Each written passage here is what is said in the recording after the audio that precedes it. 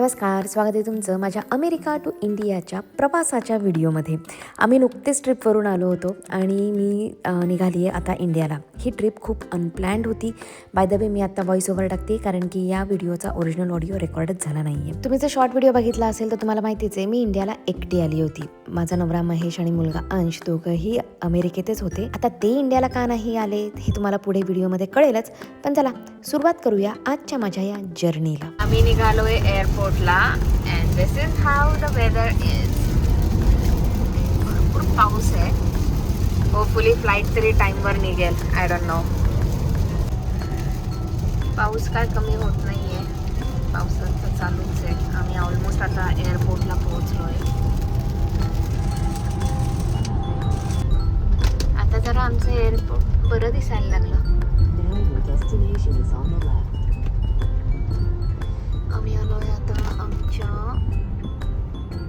टर्मिनलच्या इथे.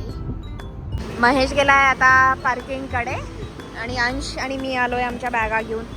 Let's go in.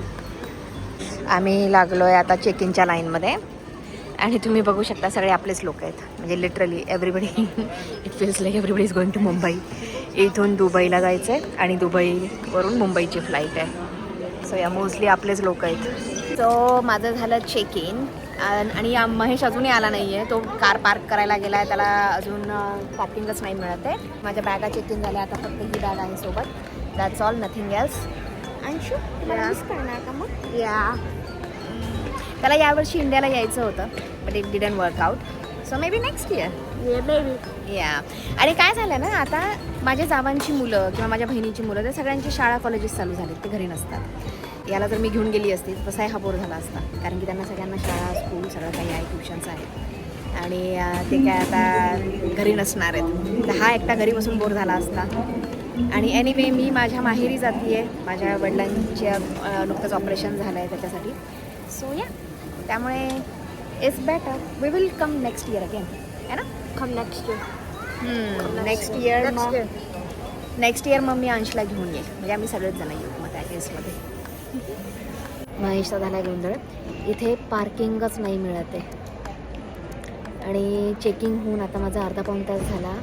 तर तो आता परत येतोय इथे त्याला घ्यायला. म्हणजे त्यांनी आम्हाला जिथे ड्रॉप केलं ना तो पार्किंगच्या इथे गेला. पार्किंगच नाही. काहीतरी गोंधळ चालू आहे. मग नंतर त्याला ट्रॅफिक लागलं. कुठेही पार्किंग मिळत नाही आहे. मग तो पार्किंगच्या ह्याच्यामधून बाहेर पडला. आता मी म्हटलं तुझं इतक्या वेळ पार्किंग शोधत बसेल तर तू येशील कधी? कारण की तो टर्मिनल बीला गेला. मी टर्मिनल ईला आहे. सो मग मी त्याला म्हटलं की तू ते सोड पार्किंगचं आणि ये आता ह्याला घेऊन जा. मग मी आता त्याला अंशला बाहेर नेऊन सोडणार आहे तिथे महेश आला की. आणि मी गाडीतूनच आता महेशला बाय करेल आणि मी जाईल माझ्या सिक्युरिटी चेक इनकडे. कारण की I literally have only 1 hour now. I have to do security check in and go to the gate. So bad. Yeah. It's okay. But I'll drop you at Daddy's car, okay? Oh. Yeah. Chalo. Take care. Bye, Happy bye. journey. Yeah. Happy journey. Thank you. Bye. Yeah. You are a big boy. Yeah. Yeah. Okay. Chalo. Okay. Chalo. Bye, bye, bye.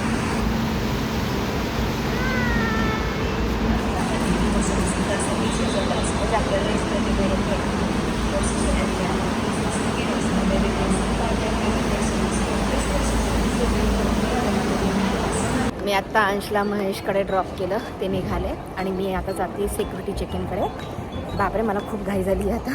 1च तास आहे आणि माझं terminal डीला आहे gate. मी terminal ईला आहे. So I need to figure it out. पुढे पुढे जायचं आहे. मी भेटते तुम्हाला. सिक्युरिटी चेक इन पण झालं. मला जायचं आहे गेटकडे. मी गेटकडे जाण्याआधी काही खायला मिळतं का बघते आहे. 7:30ची फ्लाईट आहे. आता फ्लाईटमध्ये बसल्या बसल्या लगेच तर ते काही खायला देत नाहीत. तर 2-3 तासानंतर मिळेल. तोपर्यंत डिनरचा टाईम होऊन जातो आहे. तर म्हटलं चला काहीतरी घेऊन टाकूया इथूनच क्विकली काही मिळत असेल तर. पण मला टाईम स्पेंड नाही करायचा आहे. इथं चिक-फील-एला एवढी मोठी लाईन लागली आहे. बापरे. मी बघते दुसरं काही मिळतं का. मी हे बेगल शॉपमधून सँडविच घेतलं आहे आणि आता आली माझ्या गेटच्या जवळ. इकडे मला दुबईच्या फ्लाईटला कनेक्टिंग जी फ्लाईट आहे ना त्याला ऑलरेडी खूप कमी वेळ आहे आणि ही फ्लाईट ऑलरेडी लेट झाली आहे. 7:30ची फ्लाईट होती, आत्ता 7:40 झाले आहेत आणि आत्ताशी मी बोर्डिंग करते. म्हणजे अजून पुढे एक अर्धा पाऊण तास तर कुठेच नाही गेला बोर्डिंग करण्यासाठी.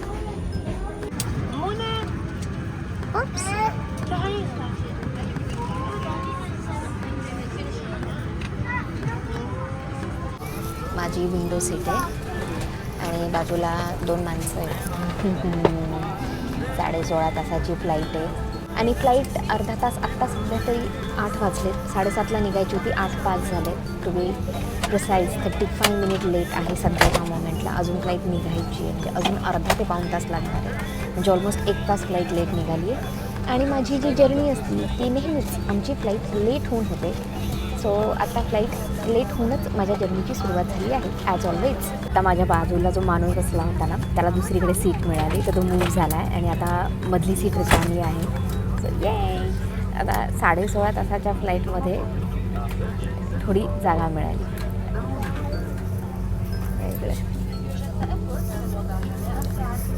अगदीच 3 जणं बसल्यानंतर खूपच कंजेस्टेड होऊन जातं.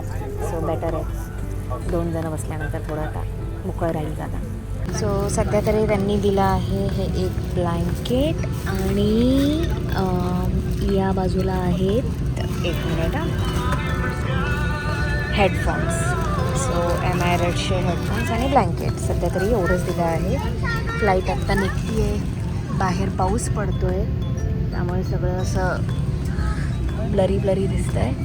बट या भारत ते अमेरिकेचा प्रवास तसाही बोरिंगच असतो, पण जर तो एकट्याने करायचा असेल तर तो महा बोरिंग होतो आणि असंच काहीसं झालं. बाय द वे एमिरेट्सच्या ज्या फ्लाईट्स आहेत त्या बऱ्यापैकी मला स्पेशियस वाटल्या कम्पेअर टू अदर फ्लाईट्स. त्यानंतर ते ना असा एक मेन्यूसुद्धा देतात त्या फ्लाईटचा. त्याच्यामध्ये तुम्हाला डिनर, लंच किंवा ब्रेकफास्टमध्ये काय काय मिळणार आहे याचे ऑप्शन्स दिलेले असतात आणि तुम्ही अगोदरच ठरवून ठेवू शकता की तुम्हाला काय खायचं आहे. आत्तापर्यंत मी जेवढ्याही फ्लाईट्सने प्रवास केला आहे त्यामध्ये सगळ्यात बेस्ट जेवण एमिरेट्सवरतीच मिळालं आहे आणि विशेष म्हणजे ते most of the time Indian food offer करतात.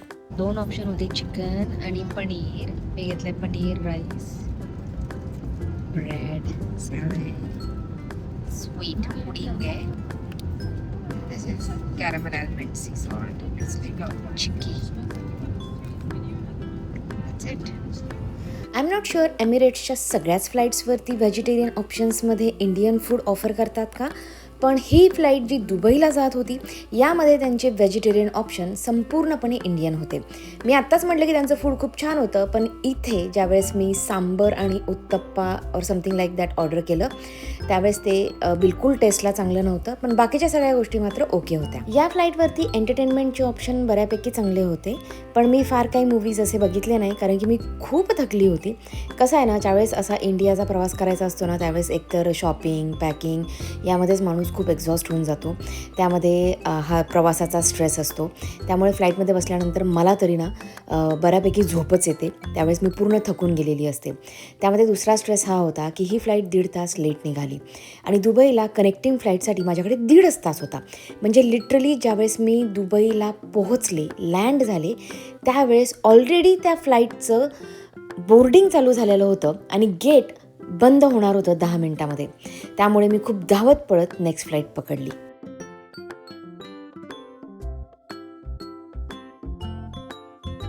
माझी फ्लाईट ऑलमोस्ट मिस झाली होती लिटरली. म्हणजे 5 मिनिटाच्या फरकाने मी फ्लाईटमध्ये पोहोचली आहे.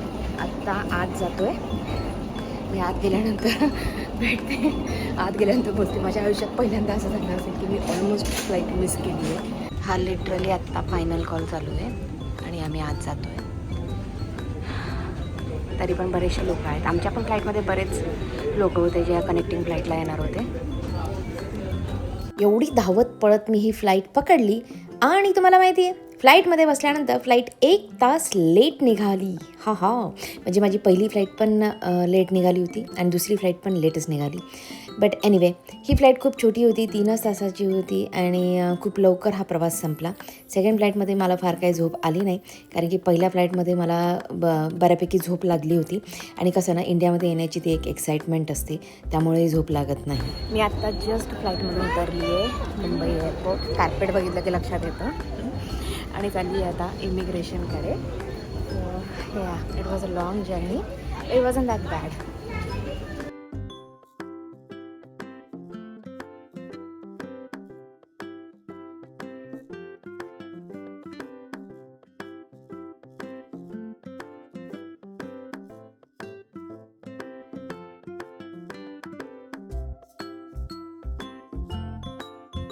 मला बॅगा मिळाल्या फायनली. कोणीतरी ही बॅग काढून ठेवली होती आणि मी एका दुसऱ्या बाजूला उभी होती. मी या बाजूला उभी आहे आणि माझी बॅग त्या बाजूला कोणीतरी काढून ठेवली.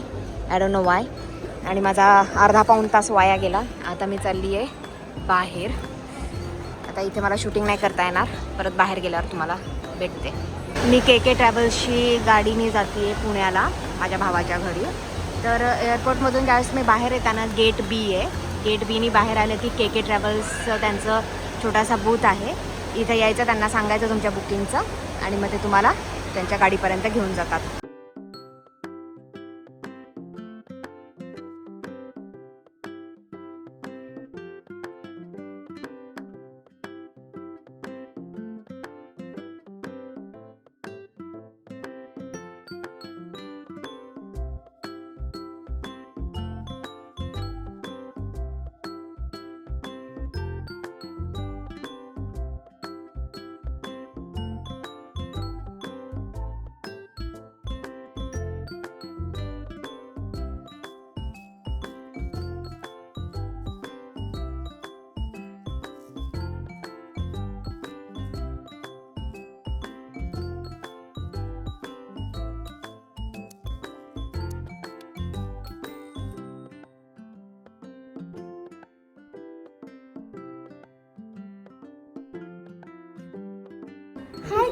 हाय करा सगळ्यांना. हाय. कोण आलं? हात नसतो लावायचा. हाय करा सगळ्यांना. हाय हाय. नाही, यशवी आत्ता खेळायच्या मूडमध्ये. मी जस्ट आत्ता घरामध्ये आली आहे. इकडे निलेश हाय कर. हॅलो. अरे हा, उप्स, ते यशवीवरच कॅमेरा चाललाय. आणि ही माझी बहिणी. फार लोकांना असतं तू तिला बहिणी का नाही म्हणत. ती माझ्याहून 10-12 वर्षांनी लहान आहे. म्हणून मी तिला श्रुती म्हणते. अरे बापरे नाही, आम्हाला राग आला. मम्माला कसं काय घेतलं. आता बाय करा सगळ्यांना. बाय. मी भेटते तुम्हाला उद्या. ओके. पप्पी द्या आता सगळ्यांना. फ्लाइंग किशी. नाही बरं, पप्पी नाही. ठीक आहे. ओके, तिला होल्ड करायचं. ओके, चला बाय बाय. थांब. 3 days later. नमस्कार. आज आहे म्हणजे मला भारतात येऊन आता 3 दिवस झाले आहेत आणि मी आता आली आहे औरंगाबादला माझ्या माहेरी. सो आत्ता भारतात येण्याचं कारण म्हणजे माझ्या पप्पांची ओपन हार्ट सर्जरी झाली आहे आणि त्यासाठीच मी इकडे आली. ॲक्च्युली आता सर्जरी होऊन ऑलमोस्ट 1-1.25 महिना होऊन गेला आहे. आणि ज्यावेळेस ऑपरेशन झालं त्यावेळेस माझी बहीण भाऊ इथे होते. सो ऑपरेशन झाल्यानंतर बहीण गेली, मग भाऊ राहिला. मग भाऊ बरेच दिवस होता. मग त्याला तो पुण्यामध्ये असतो, त्याचं ऑफिस असतं. त्याला जितके दिवस परमिशन मिळाली त्यांनी घरून काम केलं. पण मग तो गेल्यानंतर माझी बहीण आली. मग आता माझी बहीण गेली मुंबईला आणि मी आली आहे आत्ता औरंगाबादला. सो पप्पा आहे तिकडे. थांबा मी तुम्हाला दाखवते. तुम्ही पप्पांना मागे एका व्हिडिओमध्ये भेटला आहात, पण त्यावेळेस जरा तब्येत त्यांची चांगली होती. आत्ता या ऑपरेशनमध्ये त्यांनी ऑलमोस्ट 10 किलो वजन लूज केलं आहे. पण पप्पा कसं वाटतंय आता? आता सध्या बरं वाटतंय. बरं वाटतंय. तुमच्या डॉक्टरचं नाव सांगा, काय होतं? विनोद शेटकर. विनोद शेटकर. आणि हेगडेवार हॉस्पिटलमध्ये ना? हां. कसं चांगला होता तुमचा एक्सपिरियन्स? चांगलं केलं त्यांनी सगळं? चांगलं केलं, एकदम चांगलं केलं. आता खूपच छान वाटतंय. आता जेवण वगैरे चांगलं चाललंय. 1.5 महिन्यामध्ये जेवण चाललं होतं. हां.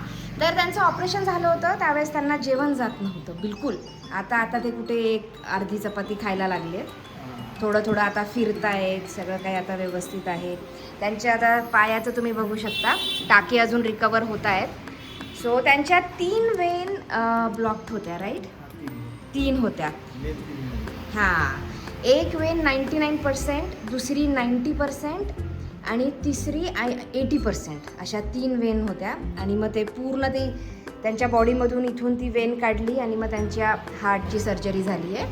सो या मी त्यासाठीच इथे आली आहे. ॲक्च्युली आत्ता मम्मी घरी नाही आहे, मम्मी गेली आहे, माझ्या आजोबांची तब्येत बरी नाही आहे. सो गावाकडून माझे आजोबा आलेत, मामा आलेत, तर मम्मी त्यांच्यासोबत दवाखान्यात गेली आहे.